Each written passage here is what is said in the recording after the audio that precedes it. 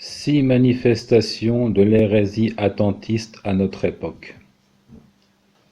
Premièrement, ne pas excommunier ceux qu'Allah et son messager, sallallahu alayhi wa ala alihi wa sallam, ont jugés mécréants. Ou encore, ne pas se prononcer et hésiter à les excommunier. Tout cela constitue une manifestation contemporaine du laxisme des Murji'a ou attentistes.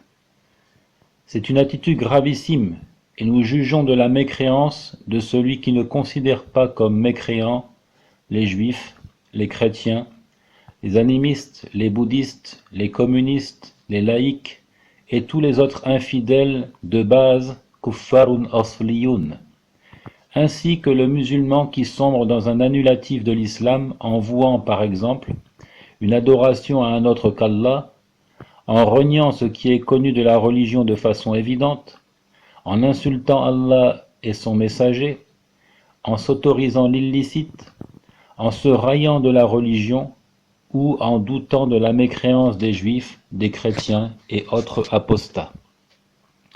Al-Qadi Iyad dit: c'est pourquoi nous excommunions celui qui n'excommunie pas les gens qui pratiquent une religion autre que l'islam, ou qui se retient et ne se prononce pas, ou qui est dans le doute à leur sujet, ou qui authentifie leur école confessionnelle, et même si avec ça ils laissent paraître l'islam, qu'il y a foi, qu'il croit en la nullité de toute autre religion, alors il est mécréant pour avoir manifesté le contraire de tout cela.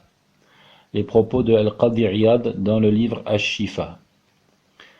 Ibn al-Muqri dit: et mécréant, celui qui doute de la mécréance des juifs, des chrétiens et du groupe de Ibn Arabi. Al-Alousi disait: c'est un ordre bien apparent et une sentence évidente. Quant à celui qui se retient de les juger mécréants, il n'est pas excusé, sa retenue est plutôt la cause de son apostasie. Voir Jalal al-Aynayn à la page 88. Ibn Taymiyyah dit: les juifs et les chrétiens sont des mécréants, dont la mécréance est connue de manière indéniable et ne nécessite pas d'argumentation dans la religion de l'islam. Voir en cela Majmou' al-Fatawa 35, page 201. Muhammad ibn Abdel Wahhab dit: sache que les annulatifs de l'islam sont au nombre de 10. Le troisième annulatif est un mécréant, celui qui n'excommunie pas les idolâtres, qui doute de leur infidélité ou qui valide leur religion.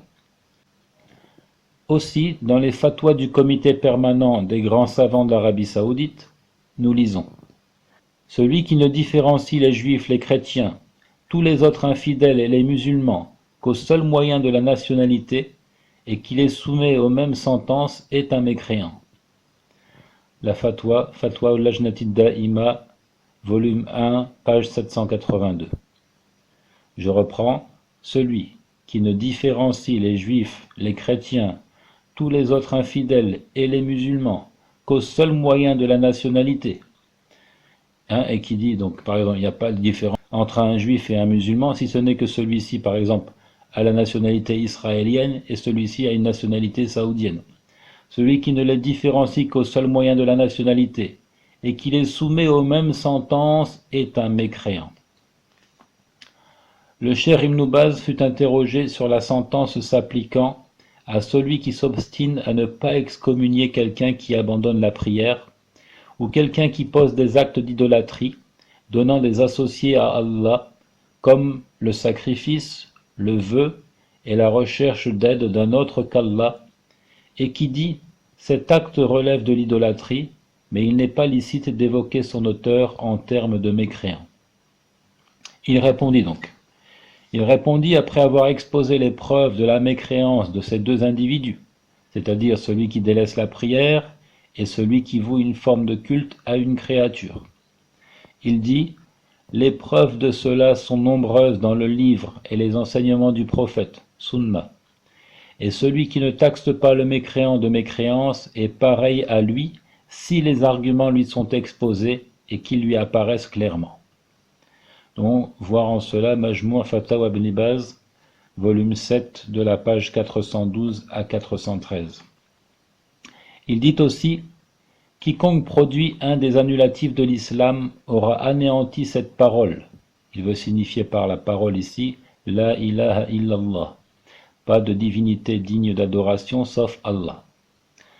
Quiconque produit un des annulatifs de l'islam aura anéanti cette parole, puisqu'elle ne profite à ses adeptes que s'ils la mettent en application et s'en tiennent à ses implications, de telle sorte qu'ils singularisent Allah par le culte qu'ils lui vouent exclusivement, qu'ils délaissent l'adoration de tout autre, qu'ils s'attachent avec droiture à ce qu'elle porte de sens, qu'ils exécutent les ordres d'Allah et s'écartent de ce qu'il interdit, et qu'ils ne sombrent pas dans un annulatif qui l'anéantirait.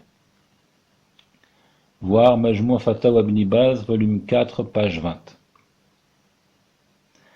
Et il dit aussi: quiconque produit un des annulatifs de l'islam est un polythéiste, mushrik, ayant sombré dans l'idolâtrie majeure, shirk akbar, voir en cela Majmou' Fatawa Ibn Baz, volume 28, page 368.